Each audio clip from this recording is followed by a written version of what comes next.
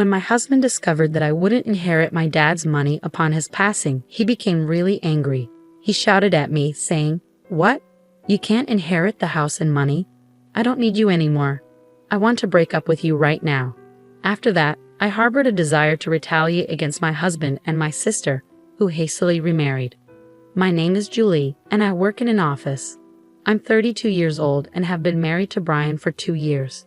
I met Brian through a mutual acquaintance, and then we tied the knot.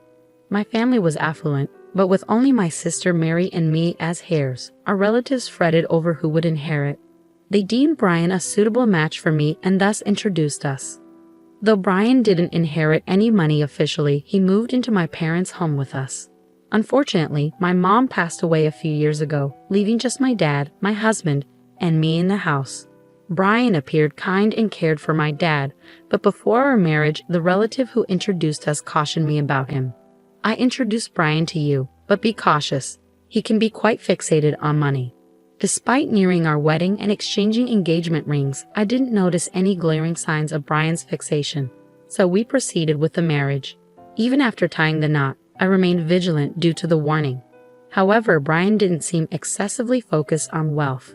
Occasionally, he'd inquire about our family's finances during drinks with my dad. Since my dad was forthcoming, I didn't think much of it. Another point of interest for Brian was my sister. She's 5 years my junior and possesses a vastly different personality, outgoing and fond of mingling with different men.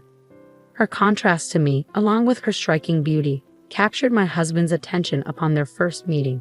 "Julie, your sister is quite unlike you, isn't she?" Brian's fascination with my sister, who was stunningly beautiful unlike myself, left me feeling uneasy. Our relatives introduced Brian to me because they worried I might struggle to find a spouse due to my simple appearance and demeanor. They feared our family name might fade. Initially, I didn't dwell on it much, given my beautiful sister. However, later on, I grasped their concern. My dad indulged my sister. He financed her college education after high school, followed by vocational school. However, she lacked concrete plans for either institution. She simply didn't want to work. Despite my mom's urging to find employment after college, my dad insisted on vocational school. After completing her vocational training, she secured a job at a friend of my dad's company. Yet she quit after just 6 months, citing an inability to utilize her skills fully. My sister, with less than 6 months of work experience, displayed unwarranted confidence in her job knowledge, surprising my mom and me. Nonetheless, my dad believed her and promptly found her another position. Shortly after commencing her new job, my mom fell ill and required hospitalization. My sister visited her daily, taking time off work. However, she eventually quit that job too, declaring she cared for our ailing mom. In reality, she mostly sat with our mom in her hospital room or idled on her phone in the waiting area. Meanwhile, I took on all the household chores, tending to our mom's needs while my sister contributed nothing. Despite possibly providing comfort to our mom, her health deteriorated over a month, rendering her unable to communicate. 2 weeks after her decline, she passed away, leaving my dad and sister too stunned to organize her funeral. Taking charge of organizing everything with the assistance of our relatives, I ensured our mother received a proper farewell. After her passing, my sister secured a part-time job and moved out to live independently. However, her earnings didn't suffice, prompting Dad to cover her rent and bills. It appeared she directed her income toward leisure activities. When her part-time job proved insufficient, she turned to Dad for more money. While Mom used to impose financial discipline, Dad became more lenient after her demise. Initially, I didn't object as long as Dad and my sister were content. Even after I married and relocated, Dad continued providing for her financially. Unbeknownst to me, my sister also sought money from my husband, who complied without informing me, fearing my reaction. My sister showed little interest in working, preferring to rely on Dad's and my husband's generosity. However, her carefree lifestyle was short-lived as Dad fell ill and was hospitalized. While I tended to him between work breaks, my sister didn't bother visiting the hospital. Instead, she phoned me, demanding money. "I've been receiving money from Dad every month, so you should continue giving it to me. After all, he's covering the rent and bills," she asserted angrily. This revelation shocked me, and I reprimanded her for prioritizing money over our sick father. Despite my frustration, I inquired about the amount Dad had been providing her monthly. "How much does Dad give you each month? You should seek employment and support yourself," I admonished. "Stop being demanding. I receive $1,000 monthly, excluding rent and bills," she grumbled. Her nonchalant bragging disgusted me, and I feared she'd never feel compelled to work earnestly if Dad continued indulging her. Initially, I didn't perceive it as a significant issue, assuming Dad would recuperate. However, his sudden deterioration left me stunned, struggling to keep our relatives informed. The gravity of his condition shook me deeply. Amidst this turmoil, I yearned for my husband's support, but he scarcely visited the hospital, citing work commitments. When he did come, he posed inappropriate questions like, "Your dad must have substantial savings, right? And since you and your sister are the only heirs, will the inheritance be evenly split?" His fixation on money left me speechless, and I finally comprehended our relative's warnings about his obsession. When my sister received a call, I informed her of Dad's critical state, but her concern was solely for her financial stability. "Ensure you continue my monthly allowance. I can't manage without it," she abruptly concluded. Anger surged within me at her response, compounded by the faint sound of a male voice in the background, triggering a sense of foreboding. About a month later, Dad passed away, with neither my sister nor my husband present in his final moments. Having experienced my mother's funeral previously, I understood the emotional toll of organizing such arrangements. Despite this, my sister and husband offered no assistance, with my sister not even attending the funeral. Though my husband attended briefly, he departed early, citing work commitments. The relative who introduced us noticed his absence and inquired about it.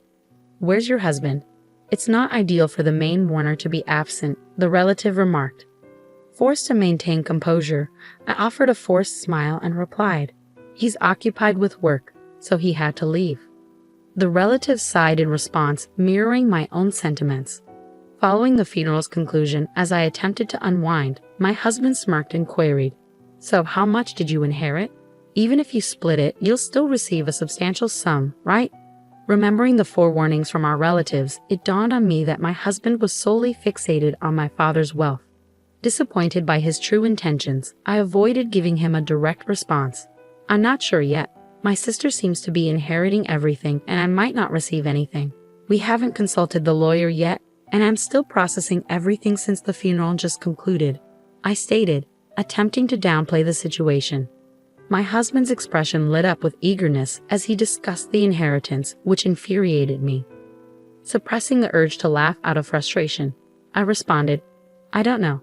It seems I might not receive anything, and frankly, your excitement over it is quite exasperating." Taking my words seriously, he exploded, "What? You're not inheriting anything. I don't want you anymore. Let's get divorced right away." Feeling equally fed up, I retorted, "Fine, let's do it. You only married me for my dad's money anyway. I'm filing for divorce." With that, I pushed the divorce papers toward him. Though he seemed taken aback, he proceeded to sign them without hesitation. After signing, he left, uttering, "I'll divorce you, who gets nothing, and marry your sister for her $1 billion inheritance." I paid his words no mind and headed straight to City Hall to file the divorce papers, finally liberated from my dreadful husband. The next day, he promptly married my sister. A few days later, my ex-husband called me, still under the illusion of the inheritance. He yelled, "When are we getting Mary her $1 billion? Hurry up." I had been anticipating his call, unwilling to reach out after his departure. Maintaining a composed demeanor, I replied, "Let's meet at my place this Sunday to discuss it. I've made preparations and have been waiting for you." Excited at the prospect of gaining wealth, Brian hung up. However, I couldn't wait to witness his reaction upon learning the truth. On Sunday, both Brian and my sister Mary arrived at our parents' house. Surprised to find a lawyer present, Brian attempted to maintain his composure, remarking, "I suppose legal counsel is necessary when dealing with substantial inheritances." As the lawyer began, Brian appeared puzzled. "While there is an inheritance matter, Julie has also filed a compensation claim against you," the lawyer declared, presenting Brian with dated photographs showcasing his visits to Mary's house. These photos evidence infidelity before the divorce, resulting in a compensation claim. Upon overhearing Brian discussing inheritance matters with Mary, I promptly requested the lawyer to investigate Brian's infidelity. Though he likely assumed my attention was consumed by my father's funeral, Brian and Mary met frequently at her residence. Armed with evidence, including photographs, I swiftly pivoted the conversation from inheritance to compensation, leaving both Mary and Brian dumbfounded. Brian quickly composed himself, stating, "Compared to the inheritance, compensation is negligible. I'll pay it immediately."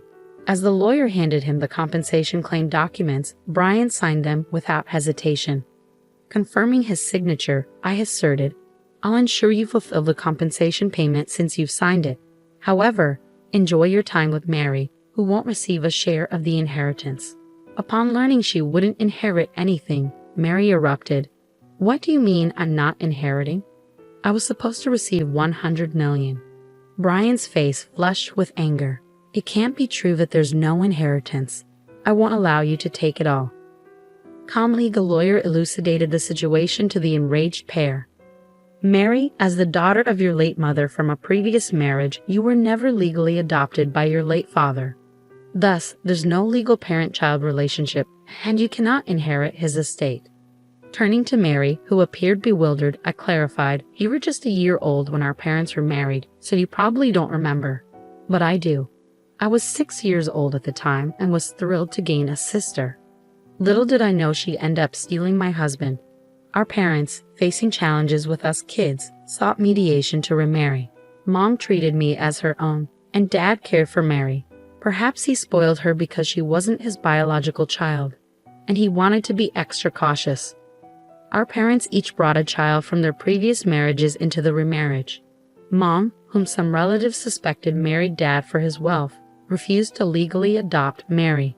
Relatives often suggested suitors to me, knowing I was the only one eligible for Dad's inheritance. Had they borne a child together, it might have complicated matters, but they didn't. Perhaps they chose not to have children to avoid future inheritance disputes. It's now evident that Dad continued supporting my sister financially even into adulthood because he couldn't legally pass on his inheritance to her. Though not legally recognized as my mom's daughter due to the lack of adoption, it never affected our familial bond. Apparently, our parents never disclosed their remarriages to my sister, and she learned the truth only recently. My ex-husband's complexion shifted from red to pale as the reality sunk in. After signing the documents and being instructed to pay damages for his false expectations of inheriting from my sister, he asked me with a defeated tone, "Was it all a lie? About my sister inheriting $10 billion while I get nothing?" Struggling to suppress my amusement, I responded, "Certainly, it was a fabrication. It was my way of retaliating for your infidelity. Besides, Dad's inheritance wasn't anywhere near $10 million. Even our affluent father didn't have that much to bequeath." My previously silent sister suddenly exclaimed, "I've made countless plans based on Dad's inheritance. What will happen now? Will you look after me, big sister?" I reassured my anxious sister, "You have a supportive husband now, don't you? You won't require that money anymore. Let Brian take care of you." My sister cast a glance at my ex-husband, who appeared pale and shook his head. "I've also made purchases expecting the inheritance, so I can't support you either. Besides, I have to compensate for damages, so I'm barely managing myself." As I concluded, my ex-husband dropped to his knees in front of me, pleading, "Julie, I'm truly sorry. It was all my fault. Can you forgive me and take me back?" The lawyer, observing the scene, chuckled as he prepared to depart. His earlier arrogance had vanished, and his kneeling form seemed rather ludicrous. Following our conversation, my ex-husband and sister departed with dejected expressions, proceeding to divorce soon after. My ex-husband, who had remarried in anticipation of inheriting my sister's assets, lost interest in her upon learning she wouldn't receive the inheritance. Unable to support my sister due to the damages he owed me, we agreed he would make payments from his monthly salary since he had no assets. The lawyer proposed this arrangement to ensure I received compensation without missing out. Deprived of our father's support, my sister grappled with financial difficulties, toiling in a part-time job every day. Unfortunately, she couldn't manage her debts and eventually filed for bankruptcy. Ultimately, she had to vacate her apartment, and her whereabouts remain unknown. While our father's support stemmed from love, he may have indulged my sister excessively, hindering her ability to take work seriously.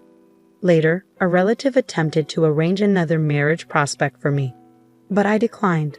I refused to settle for someone resembling my ex-husband. This time, I'm determined to find a compatible partner on my own terms, continuing to reside solo in our childhood home.